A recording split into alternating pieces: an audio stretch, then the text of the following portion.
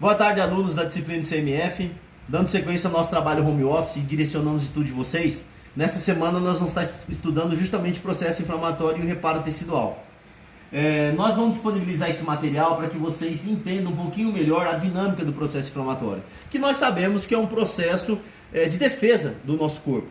Por isso nós estudamos inicialmente a imunidade inata e adaptativa, e agora a gente vai entender que a inflamação nada mais é que um conjunto de eventos vasculares e eventos celulares.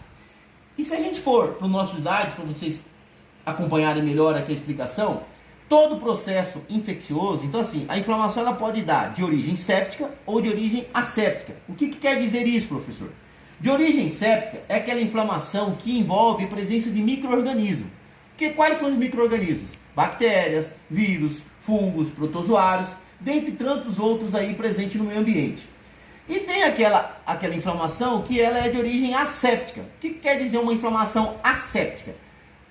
O prefixo A quer dizer de ausência, ou seja, ela não está com um processo infeccioso em curso. É um processo inflamatório, mas que eu não tenho infecção. Então, geralmente, esses quadros resolvem muito bem com drogas anti-inflamatórias. Eu não preciso utilizar, às vezes, os antibióticos quando eu estou diante de uma inflamação séptica, em que há a existência de um processo infeccioso. Então, a tendência do nosso corpo é combater esse processo infeccioso em curso, reparar o tecido e promover a cicatrização desse tecido.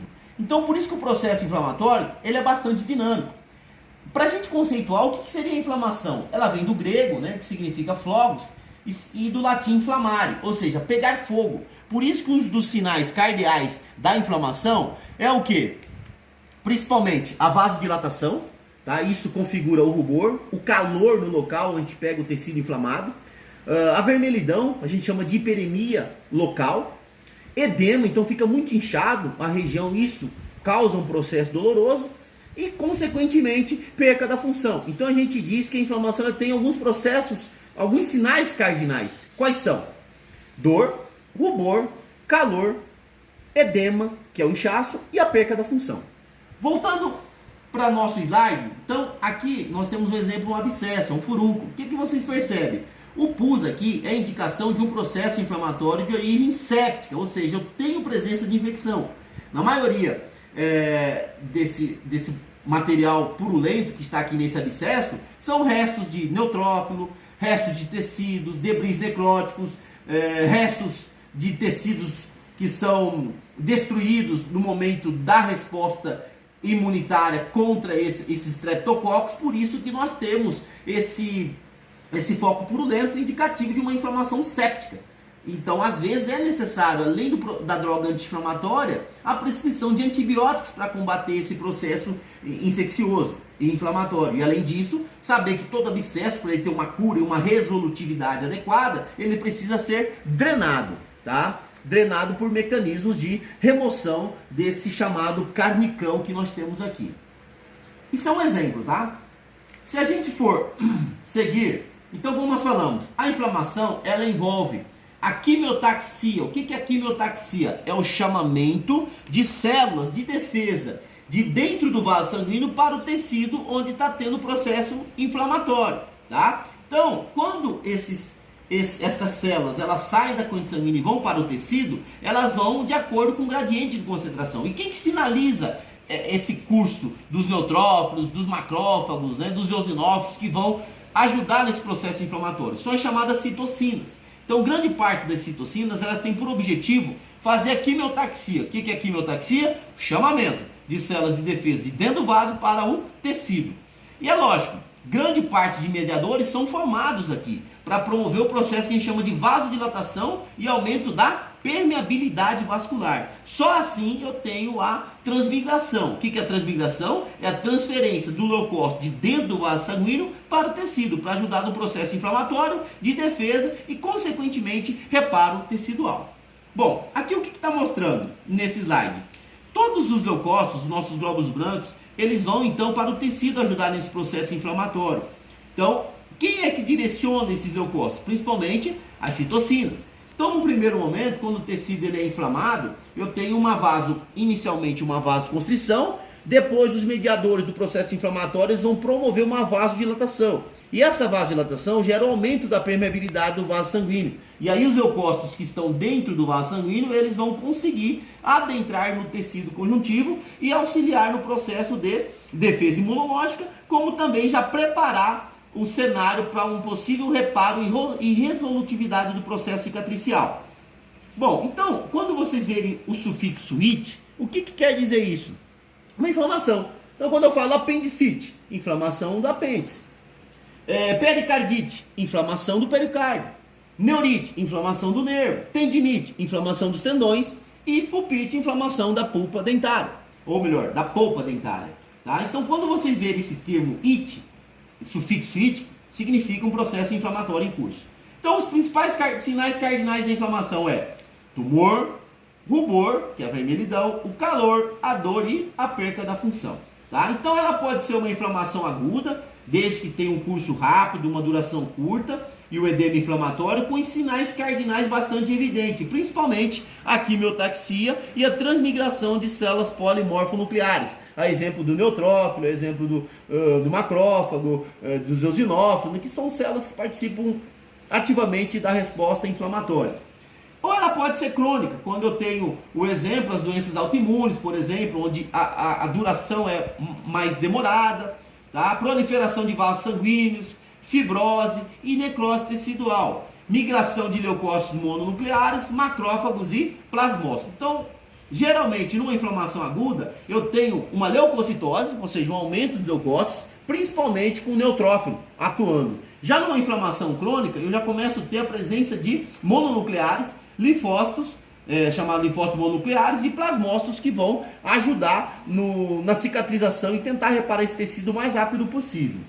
Tá? Então, as alterações vasculares que ocorrem inicialmente é isso aqui: uma vasoconstrição momentânea, depois uma vasodilatação em virtude dos mediadores do processo inflamatório, aumento da permeabilidade gerando edema, e edema promovendo a dor. Tá? Então, se vocês olharem o vaso sanguíneo, quando ele se dilata, aqui um vaso sanguíneo normal, ele vai dilatando, ele vai aumentando o seu calibre. Olha como é que ele fica. Então aqui eu tenho o vaso sanguíneo normal e aqui eu tenho o processo vasoativo.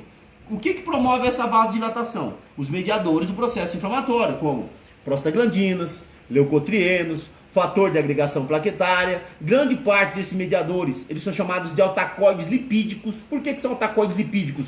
Porque eles são oriundos da membrana plasmática que foi lesionada naquele processo traumático, tá? E lembrando que a inflamação ela pode ter uma origem física, química ou mecânica, tá? Qualquer processo que lesione a célula, eu vou ter a formação desses mediadores. E aí eu vou ter essa situação, que são os chamados eventos vasculares.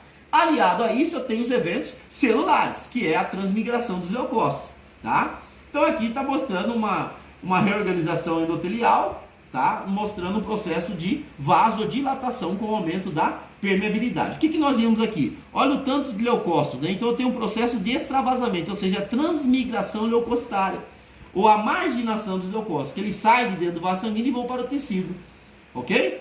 Agora, eles precisam aderir, né? Então, para eles chegarem até o tecido, eles vão sofrer o processo de rolamento, de adesão e leucodiapedese. Isso só ocorre na presença de moléculas de adesão. Então as citocinas, quando elas são liberadas, elas já vão ser um importante estímulo na formação dessas moléculas de adesão.